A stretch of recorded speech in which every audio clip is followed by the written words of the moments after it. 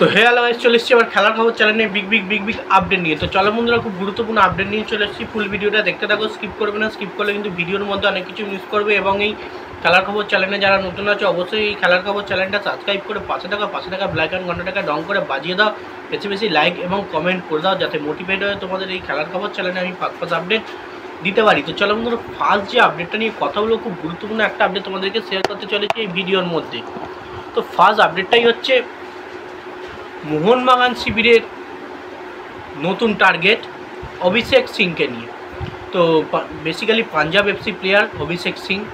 তো এই অভিষেক সিংকে নিয়ে কিন্তু বিশাল পরিমাণে বড় টানাটানি পড়ে গেল।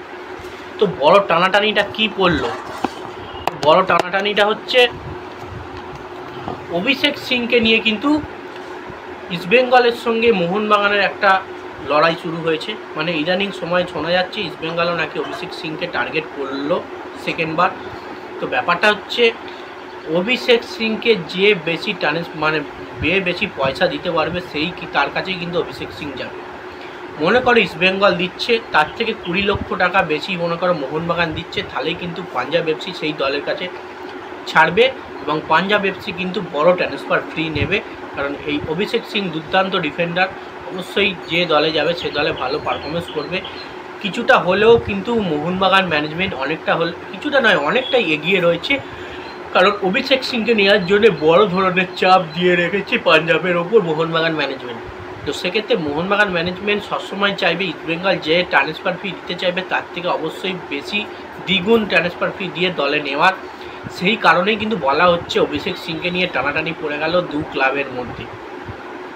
তো যাই হোক, দেখা যাক অভিষেক সিংকে কে লাস্ট পর্যন্ত ঘরে তুলতে পারে, এটাই হচ্ছে দেখার। কারণ প্রথম টার্গেট মোহনবাগানই করেছিল, শেষমেশ কে হাসে সেটাই হচ্ছে দেখা। তো যাই হোক, নেক্সট যে আপডেটটা নিয়ে কথা বলো, খুব গুরুত্বপূর্ণ আপডেট তোমাদেরকে শেয়ার করতে চলেছি এই ভিডিওর মধ্যে। মোহনবাগান শিবিরের প্লেয়ার বিশাল ক্যাথকে নিয়ে, বা ইন্ডিয়ান গোলকিপার বিশাল ক্যাথ এখনকার। তো বিশাল ক্যাথের ওপর কিন্তু বড় অবিচার হচ্ছে। তো বেসিক্যালি বলা হচ্ছে বিশাল ক্যাথকে, এই যে আগের ম্যাচটা হলো থাইল্যান্ডের সঙ্গে, এবার হংকংয়ের সঙ্গে আজকে খেলা আছে ভারতের। তো ইন্ডিয়া ভার্সেস হংকং ম্যাচে কিন্তু বিশাল ক্যাথকে নাকি বলছে না খেলালেও চলবে, গুরপ্রীত সিং সান্ধুকে খেলাক বা অন্য গোলকিপারকে খেলাক। কারণ এর আগে কিন্তু বিশাল ক্যাথ অনেকগুলো ব্লান্ডার করেছে, খুব খারাপ পারফরমেন্স করেছে। তো বেসিক্যালি এই অবিচারটা কেন করা হচ্ছে বিশাল ক্যাথের ওপর? অনেক তো ম্যাচ খেললো গুরপ্রীত সিং সান্ধু, অমরিন্দারও খেলেছে। তো বিশাল ক্যাথ এই ফার্স্ট চান্স পেয়েছে, ভালোই পারফরমেন্স করছে। যে ভুলটা হয়েছিল এর আগে সে ভুলটাই কিন্তু বিশাল ক্যাথ গোল খায়নি, সেটা লাস্টে তোমার সুভাশিস বোস কিন্তু সেটা সেভ করে দিয়েছিল। গোল না খেয়েও যদি এরকম বড় অবিচার করা হয় তার উপর তাহলে আর কিছু করার নেই। সে প্রমাণ করে দিয়েছে সে কী ধরনের গোলকিপার। টানা 2 বছর কিন্তু গোল্ডেন গ্লাভস চ্যাম্পিয়ন হয়েছে, সেরা ক্লিন শিট রেখেছে। বিশাল ক্যাথের ধারে কাছে কিন্তু ভারতের আর কোনো গোলকিপার নেই। তো সেক্ষেত্রে বিশাল ক্যাথ যেমন পারফরমেন্স করছে ভারতীয় দলে খেলুক, আস্তে আস্তে তার পারফরমেন্স সেরাই হবে।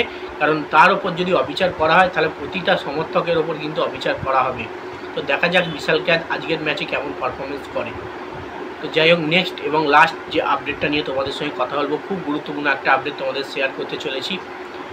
তো সেন্ট্রাল কোস্ট মেরিনাসের প্লেয়ার ব্রায়ান কাল্টাক।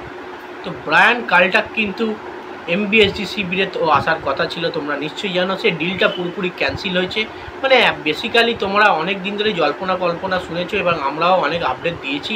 শেষমেশ ব্রায়ান কাল্টাক কিন্তু কলকাতার মোহনবাগান বল, ইস্টবেঙ্গল বল, যাই বলো, কলকাতার দুটো ক্লাবকে ধোঁকা দিয়ে সে এশিয়ার অন্য কোনো ক্লাবে কিন্তু সই করে নিল ব্রায়ান কাল্টাক। তো এবং সেই ক্লাবের সঙ্গে তার পুরোপুরি চুক্তি হয়ে গেছে, সাইনিং হয়ে গেছে। আর কোনো রকম আশা নেই ব্রায়ান কাল্টাকের এমবিএসজি শিবির বলো বা ইবিএফসি শিবিরে আসার।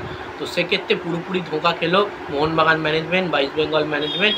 তো ব্রায়ান কাল্টাক কিন্তু অন্য দলে সাইনিং করলো। এবার ব্রায়ান কাল্টাকের জায়গায় কিন্তু অন্য কোনো বিদেশি টার্গেট করবে মোহনবাগান বলো, ইস্টবেঙ্গল বলো।